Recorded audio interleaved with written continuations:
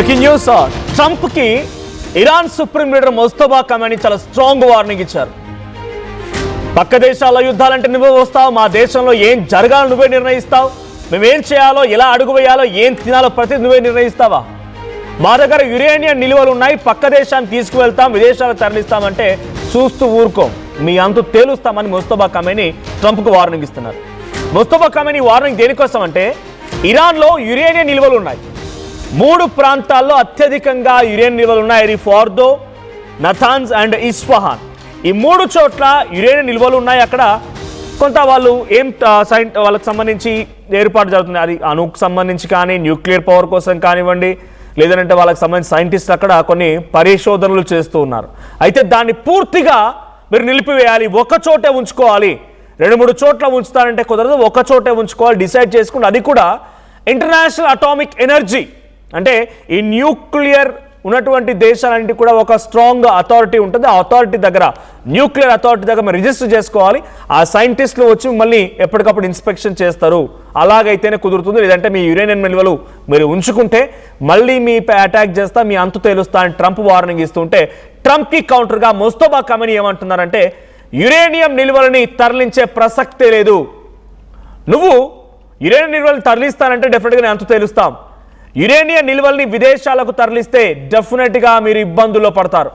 భవిష్యత్తులో ఇంకెప్పుడైనా ఈ కారణం చేత అమెరికా కానీ ఇజ్రాయెల్ కానీ మాపై దాడులు చేస్తే మిమ్మల్ని ఈసారి వదిలే ప్రసక్తే లేదు, పరిస్థితి మరింత దారుణంగా ఉందంటున్నారు ముస్తఫా ఖమేనీ. ఇక అందుకే యురేనియం తరలింపు డిమాండ్ను తిరస్కరిస్తున్నామని చెప్పి ముస్తఫా అంటున్నారు.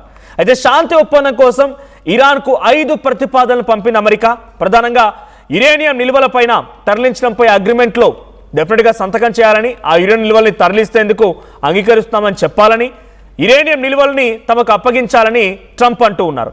అయితే ఇస్ఫహాన్, నతాన్జా అండ్ ఫార్దో ఈ 3 ప్రాంతాల్లో యురేనియం రిజర్వ్స్ ఉన్నాయి. అయితే ఆ రిజర్వ్స్ చేత వాళ్ళు అణుని అంటే న్యూక్లియర్ పవర్ని సిద్ధం చేస్తున్నారు. వాళ్ళ సైంటిస్ట్ అక్కడ పరిశోధనలు జరుగుతూ ఉన్నాయి. అయితే ఇక్కడ ఇంకొక ఇంట్రెస్టింగ్ ఫ్యాక్టర్ ఏంటంటే ఇరాన్కి సైతం సొంతగా వాళ్ళు న్యూక్లియర్ పవర్ చేసేటువంటి టెక్నాలజీ తయారు చేసేది వాళ్ళ దగ్గర ఇండివిజువల్గా ఇండిజినియస్గా లేదు. దానికోసం రష్యాకు సంబంధించినటువంటి కొంతమంది సైంటిస్టులు అండ్ చైనాకు సంబంధించిన కొంతమంది సైంటిస్టులు సహకరిస్తున్నారనేది అమెరికా చేస్తున్నటువంటి ఒక ఆరోపణ, ఒక బిగ్గెస్ట్ డౌట్. వాళ్ళ దగ్గర అంత సొంతగా ఇండిజినియస్గా న్యూక్లియర్ తయారు చేసే సత్తా ఇరాన్ దగ్గర లేదు. Someone is funding them or someone is helping them to form a nuclear power country. So nuclear power country మాదిరిగా వాళ్ళు కూడా తయారైన రకంగా కొంతమంది సహకరిస్తున్నారని అమెరికా చెప్తున్నారు. సో దీంట్లో సహకారం ఎవరిది? అటు రష్యా అండ్ చైనా అనేది అమెరికా అనుమానం.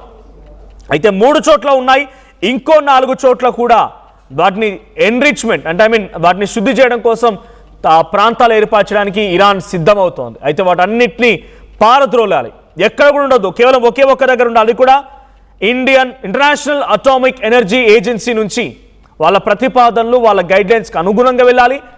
వాళ్ళ సైంటిస్టులు చెప్పినప్పుడు పరిశోధనలు చేయాలి.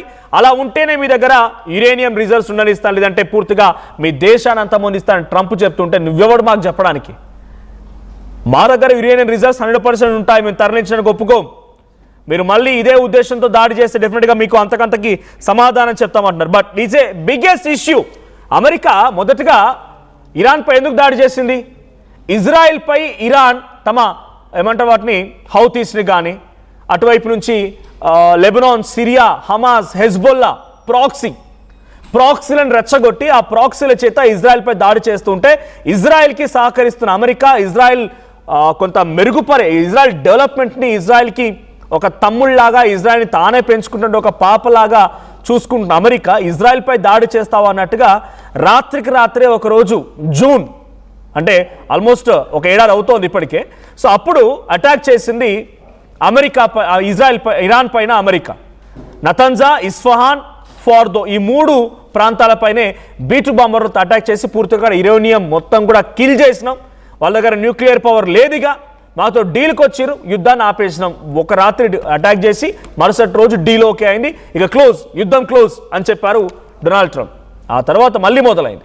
మళ్ళీ రీసెంట్గా ఆల్మోస్ట్ ఇప్పటికి కూడా 3-4 months కావస్తోంది యుద్ధం మొదలై. మళ్ళీ ఫిబ్రవరి 28న మళ్ళీ యుద్ధం మొదలైంది. ఫిబ్రవరి 28న మొదటిసారి సుప్రీం లీడర్ అలీ ఖమేనీ అంతమొందించిన తర్వాత నుంచి మరింత తీవ్ర రూపం దాల్చింది ఈ యుద్ధం.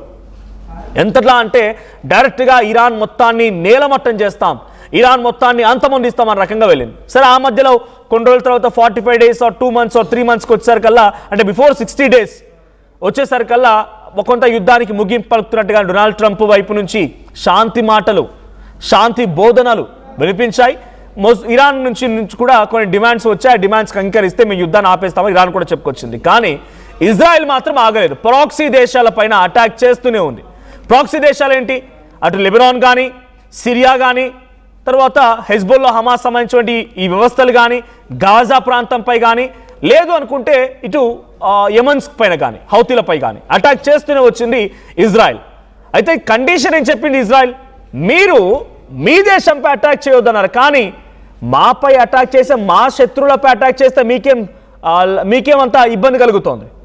హమాస్, హెజ్బుల్లాలు ఇజ్రాయెల్ ఉన్నటువంటి కొంత ప్రాంతాన్ని ఇబ్బంది పెట్టాలనుకుంటున్నారు. ఇజ్రాయలీస్ని అక్కడ బందీలుగా ఉంచారు. సో కాబట్టి మా బందీలుగా, అంటే మా వ్యక్తులు ఎవరైతే బందీలుగా ఉన్నారో వాళ్ళని విడిపించుకుంటున్నాం, మాకు వ్యతిరేకంగా చేస్తున్నటువంటి కొన్ని ఉగ్రవాద శక్తులు మేము అంతమొందిస్తున్నాం, మీకేం నొప్పి?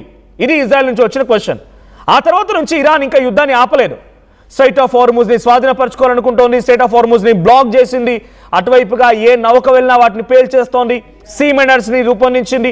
ఆ సీ మైనర్స్ ద్వారా చాలా షిప్స్ పేలిపోయాయి, ఇండియన్ షిప్స్ కూడా ఎఫెక్ట్ అయిన సందర్భాలు ఉన్నాయి.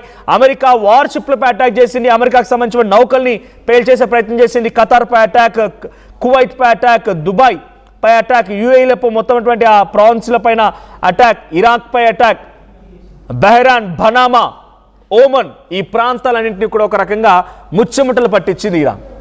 సో ఇటు లక్ష్యం నెరవేరిందా మరి అమెరికాది? సరే, Mustafa Khamenei Ali Khamenei supreme లీడర్గా ఉండడం నచ్చలేదు, రెజ్యూమే చేంజ్ కావాలనుకుంది, రెజ్యూమే చేంజ్ అయిపోయింది, ఓకే. ఆ తర్వాత అక్కడ యురేనియం ఉండకూడదు, న్యూక్లియర్ పవర్గా ఇరాన్ మారకూడదు అనేది కూడా అమెరికా అధ్యక్షుల లక్ష్యం. సో మొదటి లక్ష్యం నెరవేరినా ఇంకా ఇరాన్ తమ చెప్పు చేతుల్లోకి రాలేదు. ఎందుకు? న్యూక్లియర్ పవర్గా ఇంకా తయారు చేయాలన్న ఆలోచన ఇరాన్ దగ్గర ఇంకా ఉంది కాబట్టి అమెరికా అధ్యక్షుడు ఏమనుకుంటున్నాడు?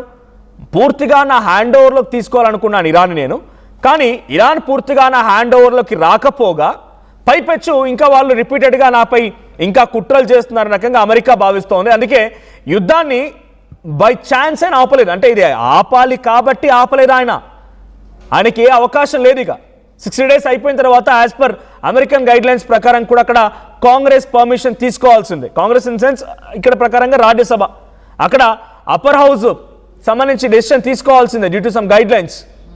60 రోజులకు పైబడి కనుక యుద్ధం చేసినప్పుడు తీసుకోవాల్సిందే. కాబట్టి ఆయన తీసుకొని యుద్ధాన్ని కొంత సఖ్యత కుదుర్చుకొని మళ్ళీ ఆపాలని ప్రయత్నం చేసినప్పటికీ ఏమాత్రం కుదరలేదు. ఇప్పుడు ముస్తఫా ఖమేనీ చెప్తోంది ఒకటే, న్యూక్లియర్ పవర్గా మేము డెఫినెట్గా ఎదుగుతాము, మమ్మల్ని అడ్డు చెప్పడానికి మీరెవరు? మా దగ్గర నా యురేనియం రిజర్వ్స్ తరలిస్తామంటే డెఫినెట్గా మేము అంతు తేలుస్తాం, మిమ్మల్ని అంతమొందిస్తాం. మళ్ళీ అమెరికా, ఇజ్రాయెల్ ఇదే బూచిగా చూపించి, యురేనియం రిజర్వ్స్ ఉన్నాయనేటువంటి పదాన్ని బూచిగా చూపించి మళ్ళీ మైపై అటాక్ చేస్తే డెఫినెట్గా మళ్ళీ కిల్ చేస్తామనేది ముస్తఫా ఖమేనీ ఇస్తున్న వార్నింగ్. కానీ ట్రంప్ ఏమంటున్నారు? మీరు డెఫినెట్గా అప్పగించాల్సిందే, యురేనియం రిజర్వ్స్ని అప్పగిస్తేనే మేము వాటికి తదనుగుణంగా పనిచేస్తాం, వాటికి తదనుగుణంగా మీ యుద్ధాన్ని ఆపుతాం, లేదనుకుంటే యుద్ధం ఆగదు. ఇది ట్రంప్ నుంచి వస్తున్న వార్నింగ్. కానీ ఇరాన్ ఏమాత్రం వినదు. బికాజ్